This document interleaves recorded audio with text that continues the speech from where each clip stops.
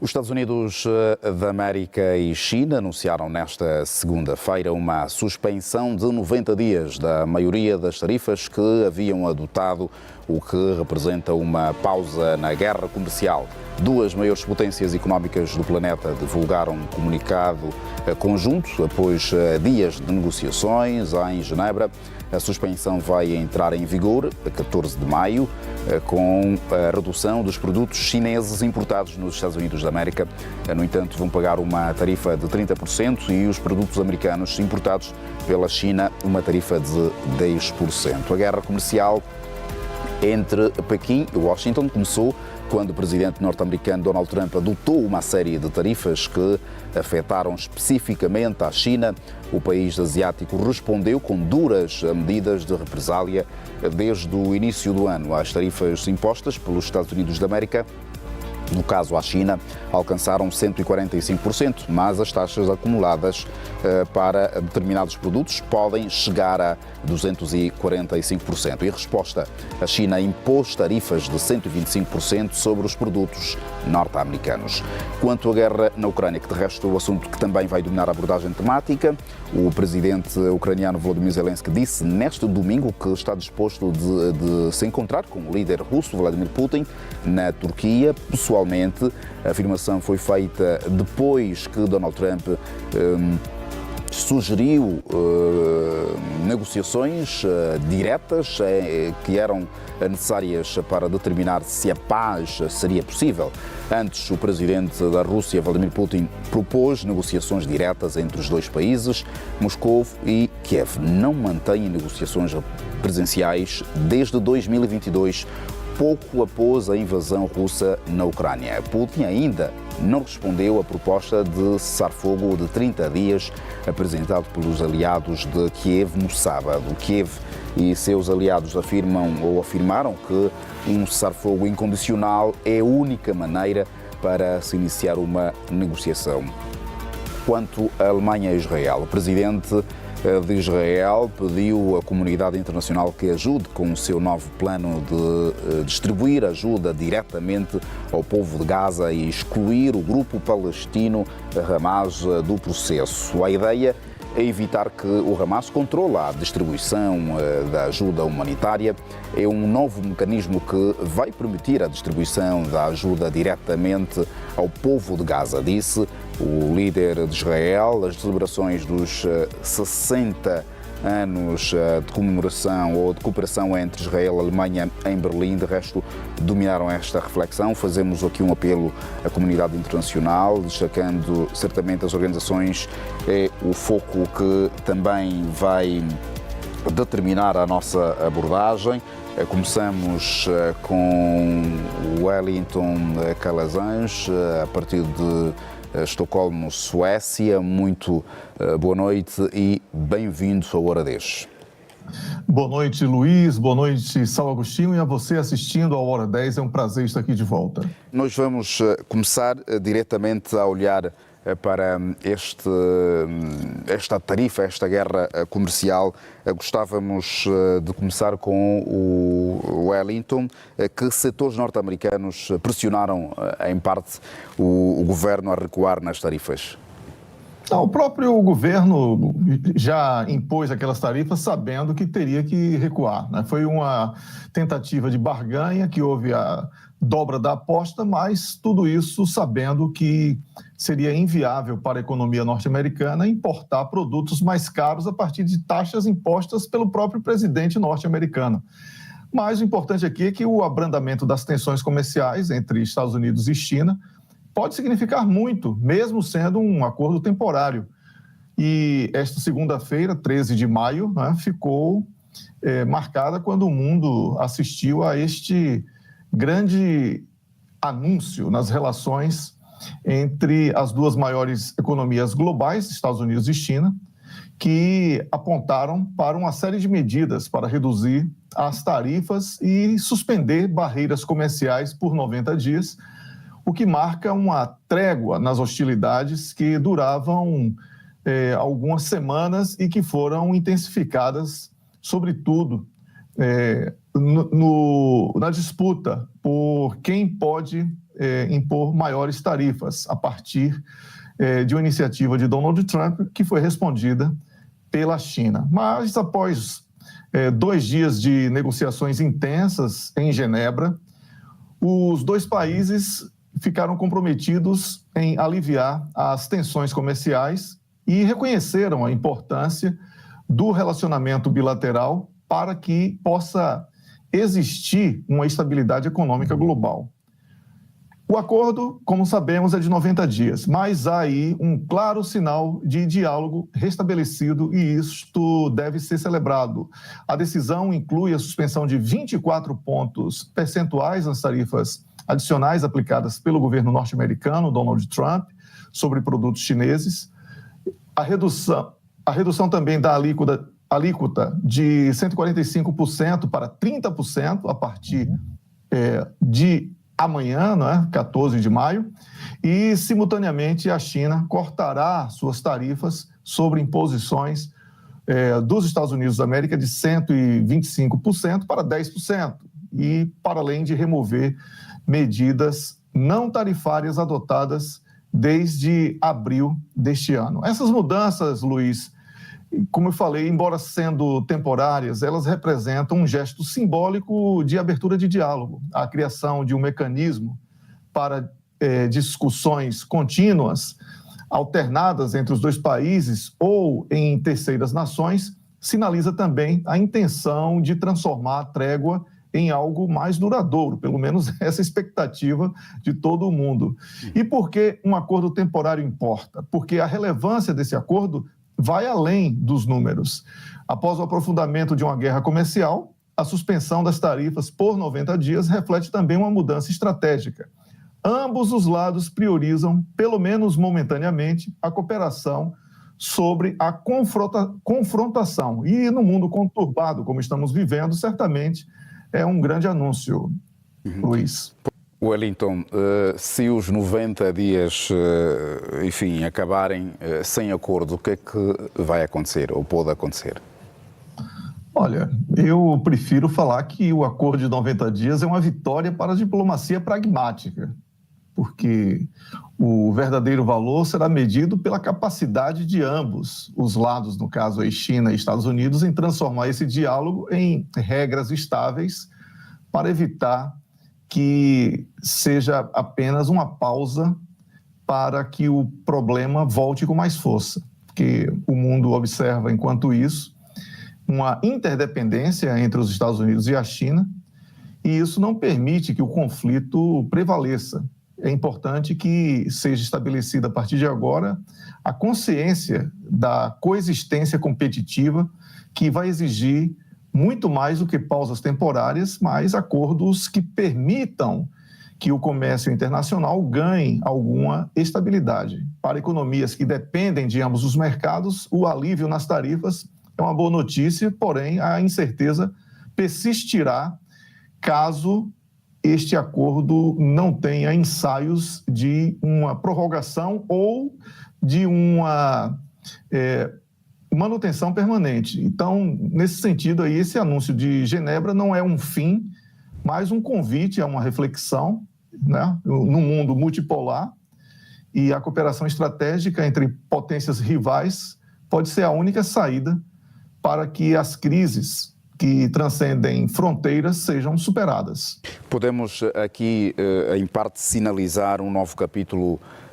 na relação bilateral entre estes dois Estados, ou estamos diante de um adiamento do próprio conflito ou da própria tensão?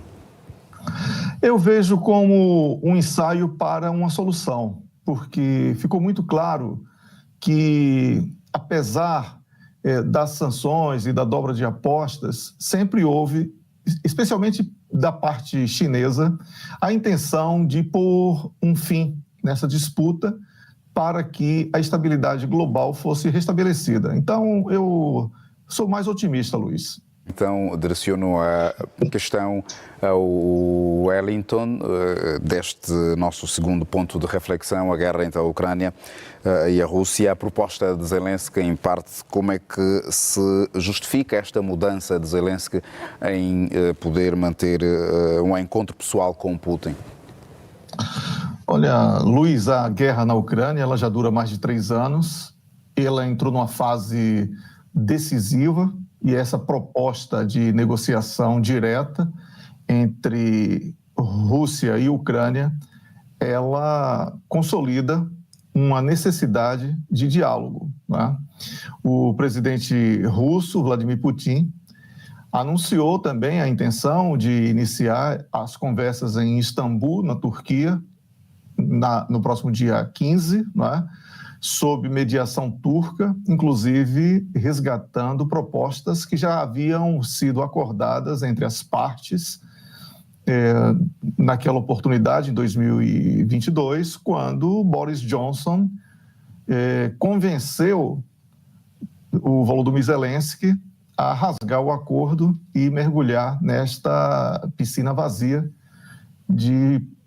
recheada somente de promessas de apoio e etc., que serviu apenas para sacrificar o povo ucraniano. Enquanto isso, os aliados ocidentais de Kiev pressionam por uma trégua de 30 dias antes das discussões, alegando que o cenário militar atual favorece a Rússia. Ora, temos que dizer, mais uma vez, que as condições para um acordo de paz, elas são ditadas pelo vencedor. Há claramente aqui um vencedor, porque o contexto de vantagem russa em relação à Ucrânia é notável, né? Ocupação dos territórios em mais de 20%, uma proporção de perda de 20 a 25 ucranianos para cada russo. Então, tudo isso é vantagem que vai para o poder de barganha de Vladimir Putin.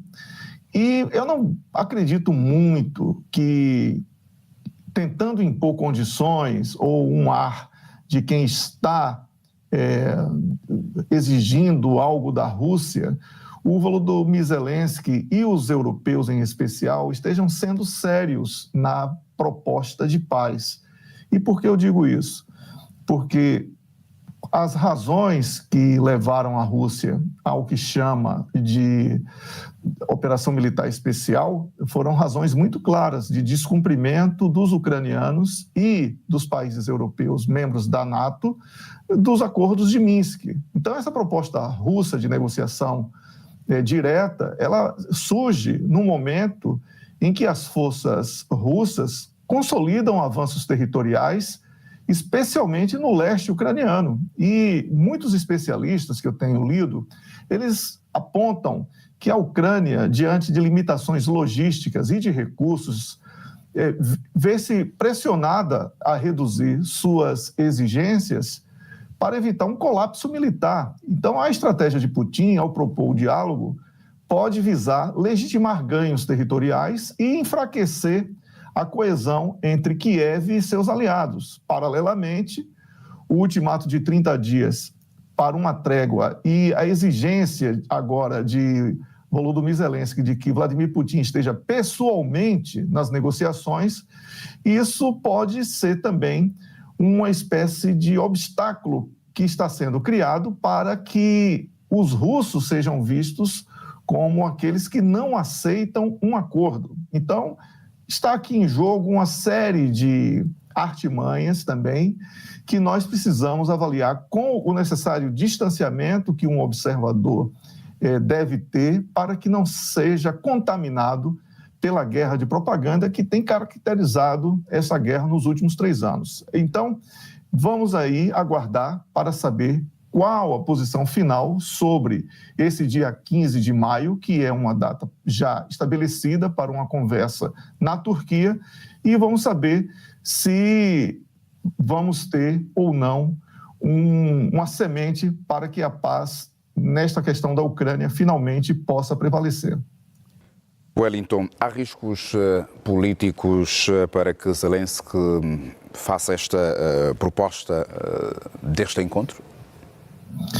Sim, o risco existe porque a Europa, ao fim e ao cabo, ela tenta sabotar mais uma vez qualquer tipo de acordo de paz, onde ela não seja protagonista. Mas a Europa não está em condição de impor absolutamente nada, porque não tem mais nada a oferecer à Ucrânia. Então, eu temo bastante de que essa semente aí que está sendo flertada, né, nesta nossa conversa, ela não brote um bom fruto no futuro, porque a Ucrânia ela está representada de maneira extremamente frágil do ponto de vista político, a economia ucraniana está completamente debilitada, e os parceiros diretos da Ucrânia, eles não são sensíveis ao sofrimento do povo ucraniano e preferem pensar muito mais nos seus próprios interesses do que numa solução imediata. Por isso, eu prefiro aguardar, Luiz, para que possamos ter um cenário consolidado a partir do dia 15, né, para que o exercício da futurologia seja substituído por uma análise de um cenário consolidado. Mas fala em sensibilidade, Wellington. 30 dias para esta proposta, no seu ponto de vista, é uma proposta, realista ou simbólica?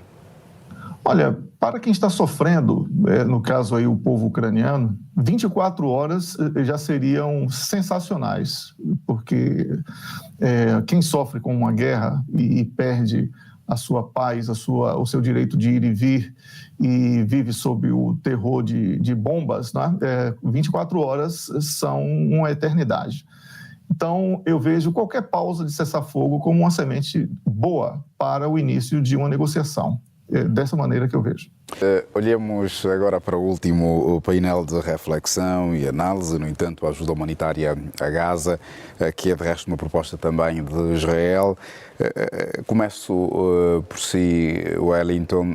É possível ou pode ser possível garantir que a ajuda humanitária chegue mesmo, de facto, ao povo de Gaza sem interferência política?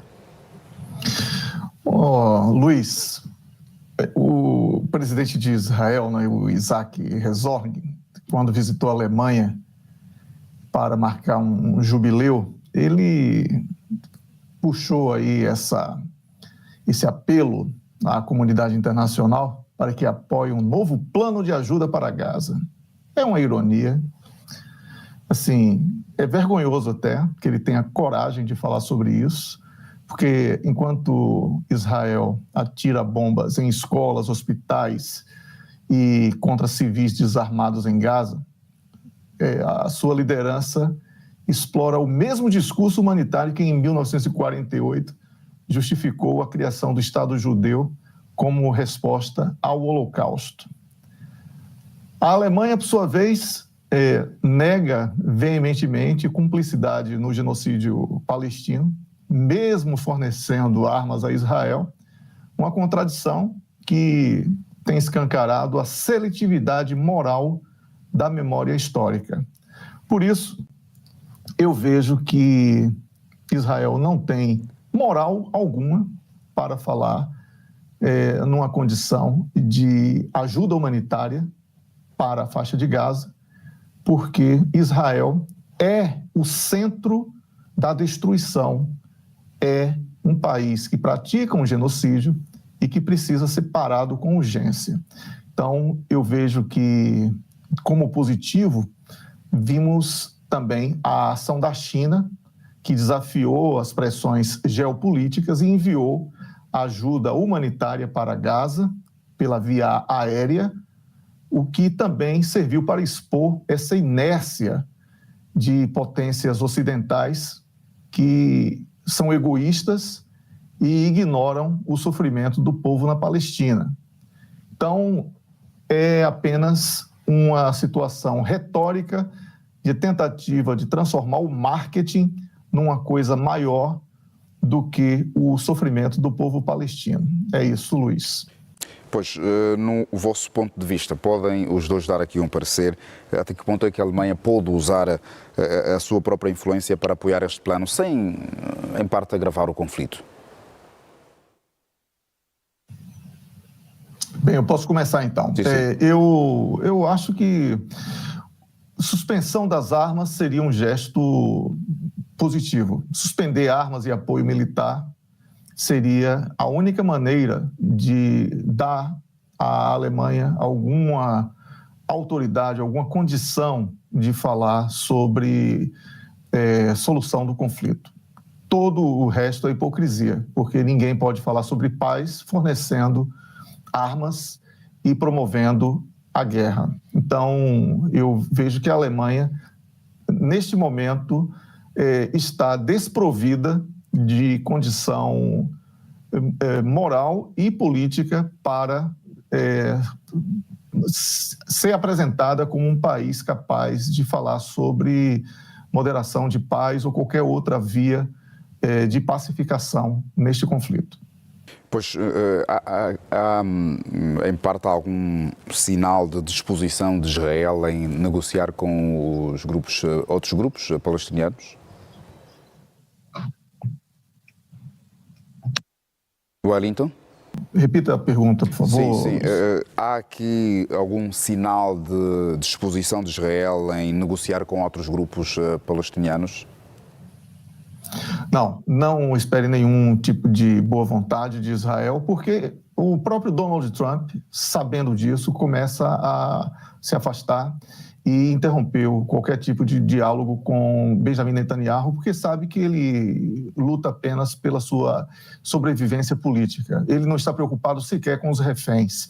A negociação para a liberação de reféns tem sido feita diretamente entre os Estados Unidos e o Hamas. Então, não há como esperar, depois de tudo que provou na prática, nenhum gesto digno de Israel. Israel não tem nenhuma dignidade nesse conflito. Wellington, nós agradecemos pela vossa reflexão habitual aqui no Hora Deus e até a próxima. Um grande abraço, Luiz. Bom dia para o meu colega Saul e a você assistindo a Hora 10. Boa noite e até amanhã.